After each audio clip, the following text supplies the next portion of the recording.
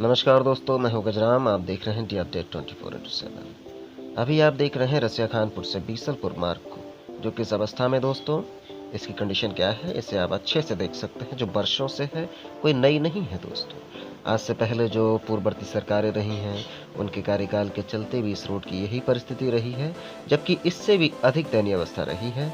इससे पहले भारतीय जनता पार्टी से लगातार 10 वर्षों से विधायक रहे रामशरण वर्मा, उनके कार्यकाल के चलते भी इस सड़क की स्थिति यही रही है।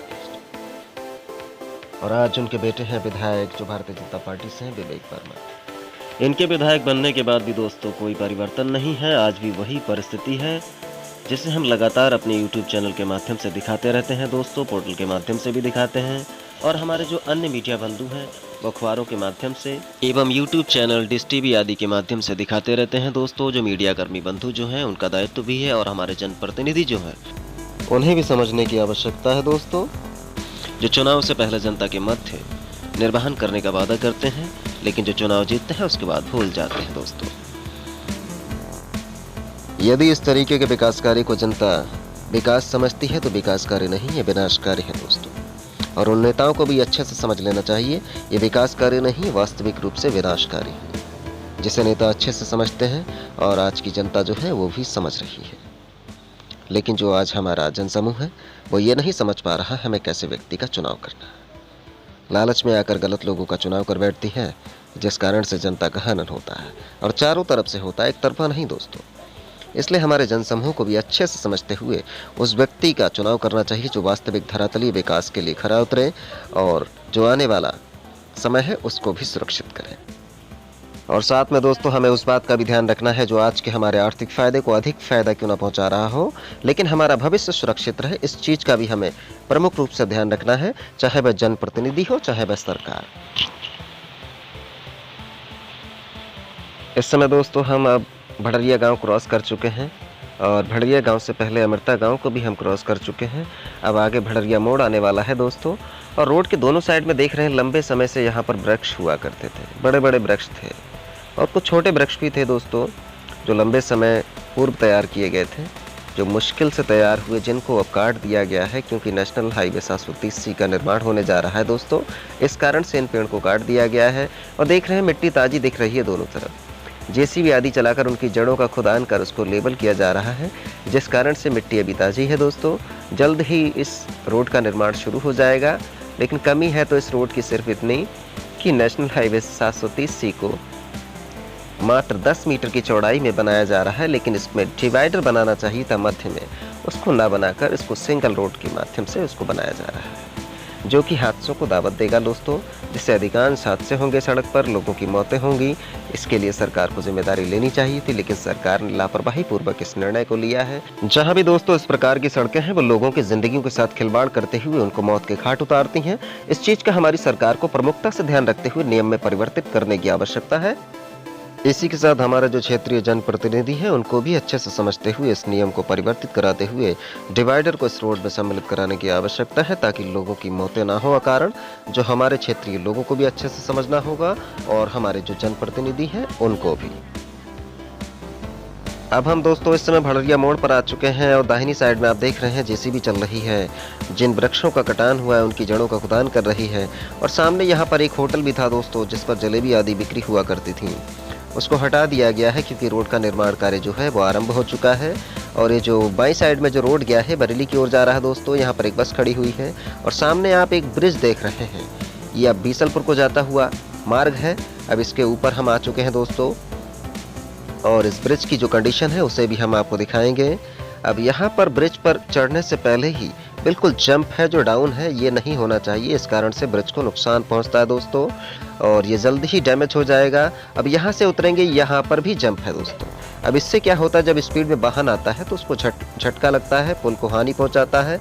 और रोड देख रहे हैं किस तरीके से रोड में दरारें हैं, तो ये यहाँ का डेवलपमेंट है दोस्तों, ये कहीं ना कहीं घटिया निर्माण का उजागर करता है। इसको हम सबको समझना चाहिए, और नेताओं को। इस रोड पर दोस्तों हम चल रहे हैं, बीसलपुर की ओर जा रहे हैं, और दोनों साइड में कहीं रेलिंग नहीं है दोस्तों।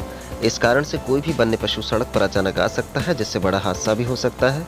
तो इस चीज़ को भी विभाग को समझते हुए इस रेलिंग को सम्मिलित करना चाहिए, और रोड के दोनों साइड में रेलिंग की व्यवस्था होनी चाहिए।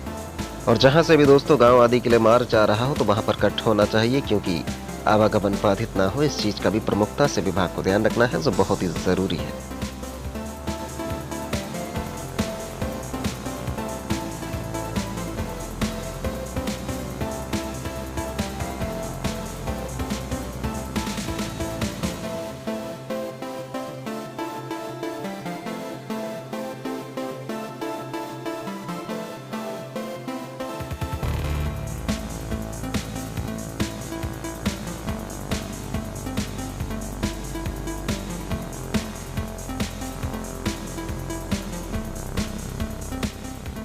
अब हम इस समय बीसलपुर के नज़दीक आ चुके हैं। जो चौराहा देख रहे हैं ये गोबल गांव का चौराहा है दोस्तों।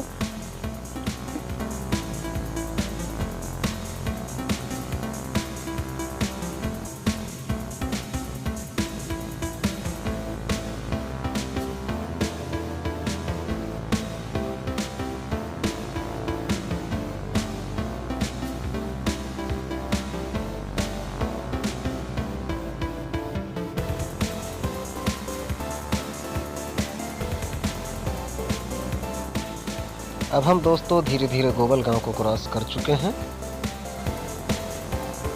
और आगे जो वाहन चल रहा है देख रहे हैं आप, वो भी स्पीड के साथ जा रहा है।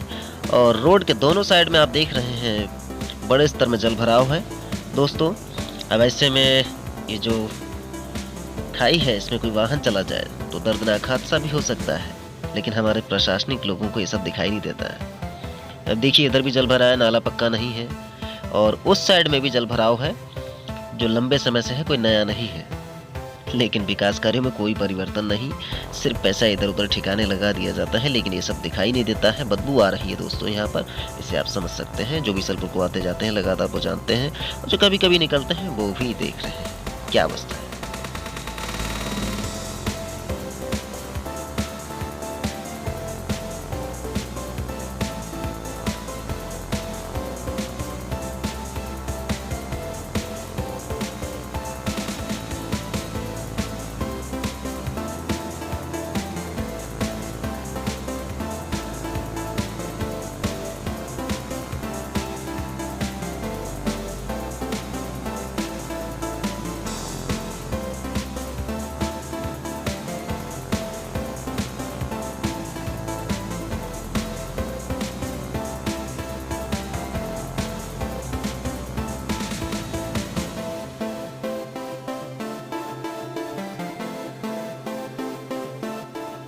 इस समय दोस्तों अब हम बीसलपुर शहर के भीतर प्रवेश कर चुके हैं।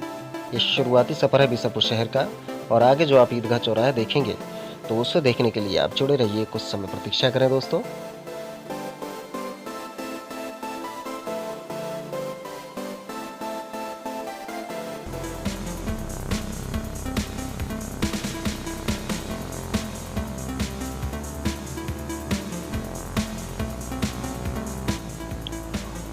इस समय दोस्तों अब हम ईदगाह चौराहे पर आ चुके हैं। रोड की परिस्थिति किस अवस्था में है उसे भी आप देख रहे हैं, और बाकी जो यहाँ की परिस्थिति है उसे भी वीडियो के माध्यम से स्पष्ट रूप से देख रहे हैं। सड़क पर किस अवस्था में गड्ढे हैं, जर्जर अवस्था में सड़क है, और किस तरीके से दरारें पड़ी हुई हैं सड़क में, ये स्पष्ट रूप से आप देख रहे हैं। यहाँ से बाईं ओर जो रोड जा रहा है वो शाहजहाँपुर और बिलसंडा होते हुए सीधे बंडा निकल जाता है, और सामने जो रोड जा रहा है अंदर के लिए ये बीसलपुर तहसील को जाता है, और मार्केट भी जा सकते हैं दोस्तों।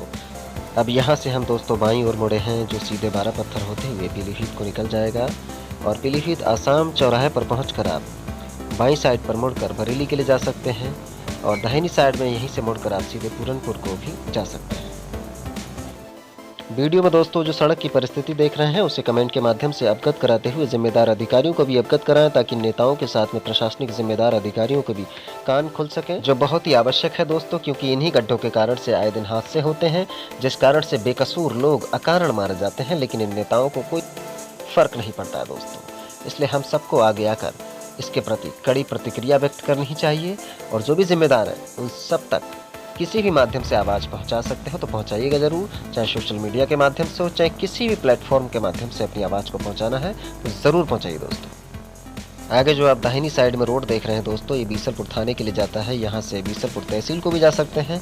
और बाईं साइड में जो रोड यहाँ से कटआउट हुआ दोस्तों, ये सितारगंज नवदिया होते हुए बरेली मार्ग को जोड़ता है। और यहाँ से दोस्तों आपको जो सीधा मार्ग दिख रहा है, ये 12 पत्थर चौराहा होते हुए सीधे पीलीभीत जिले को निकल जाएगा।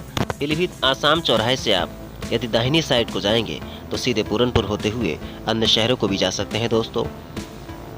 और यदि बाएं साइड को अगर जाते हैं आप दोस्तों, तो बरेली होते हुए आप अन्य जिलों को भी जा सकते हैं। सीधे दिल्ली जा सकते हैं, शाहजहांपुर, बदायूं एवं नैनीताल को भी जा सकते हैं दोस्तों, जो उत्तराखंड में है। इस सड़क के मध्य में किस तरीके से बड़े बड़े गड्ढे दिख रहे हैं दोस्तों, लेकिन जो प्रशासनिक व्यवस्था है, जो मुख्य रूप से जिम्मेदार है, उसको ये गड्ढे दिखाई नहीं देते दोस्तों।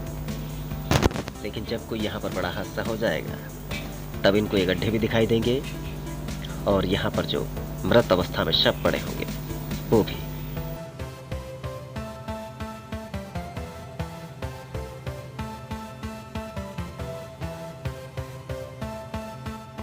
अब इस समय दोस्तों हम 12 पत्थर चौराहे पर हैं दोस्तों, और सामने एक बैनर टंगा हुआ देख रहे हैं किस अवस्था में है, जो पूरी तरह से जर्जर हो चुका है। और दाहिनी साइड में जो रोड गया है दोस्तों, मार्केट के अंदर गया है।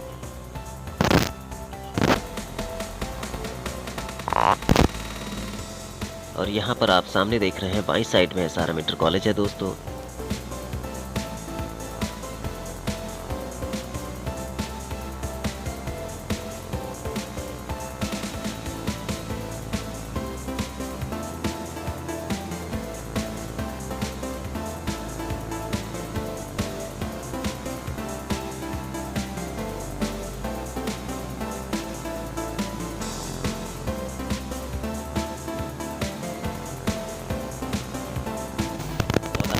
देखेंगे आप दाहिनी साइड में जो रोड गया है वो रामलीला ग्राउंड के लिए जा रहा है, जो आगे कई गांवों को जोड़ता है दोस्तों।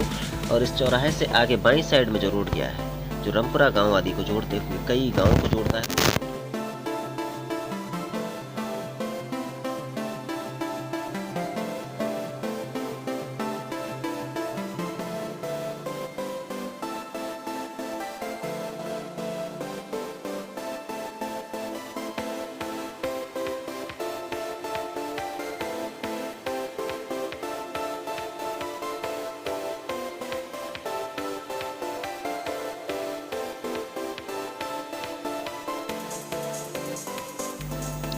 और यहाँ पर देख सकते हैं दोस्तों किस तरीके से रोड के दोनों ओर वाहन आदि खड़े हैं, कोई भी यहाँ पर स्टैंड आदि की व्यवस्था नहीं है।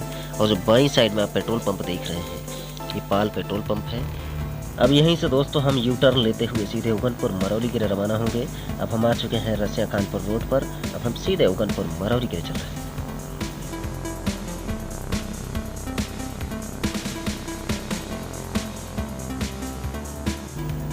इस वीडियो के माध्यम से देख सकते हैं दोस्तों इस सड़क को कितनी गुणवत्तापूर्वक बनाया गया है, जो भ्रष्टाचार का पूरी तरह से शिकार हो गया है।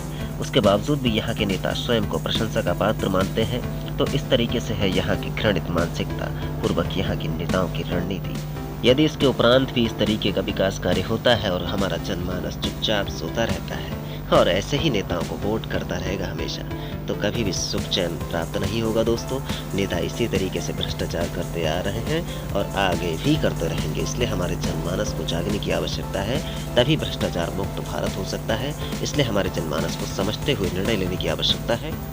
इसी के साथ प्रदेश के मुख्यमंत्री योगी आदित्यनाथ जी को भी अच्छे से समझते हुए इस भ्रष्टाचार युक्त कार्यों पर प्रतिबंध लगाने की आवश्यकता है, जो लगातार उनके द्वारा वादे भी किए जाते हैं, लेकिन उन्हीं की सरकार में उन्हीं के नेताओं के द्वारा लगातार बड़ी मात्रा में भ्रष्टाचार युक्त कार्यों को अंजाम दिया जा रहा है। फिलहाल इस संबंध में आप सबकी क्या कुछ राय है, हमें कमेंट के माध्यम से जरूर अवगत कराएं। तो इसी के साथ अब हम आपसे विदा लेते हैं। तो ऐसे ही वीडियो को देखते रहने के लिए जुड़े रहिए हमारे इस चैनल के साथ। तब तक के लिए नमस्कार, जय हिंद, जय भारत।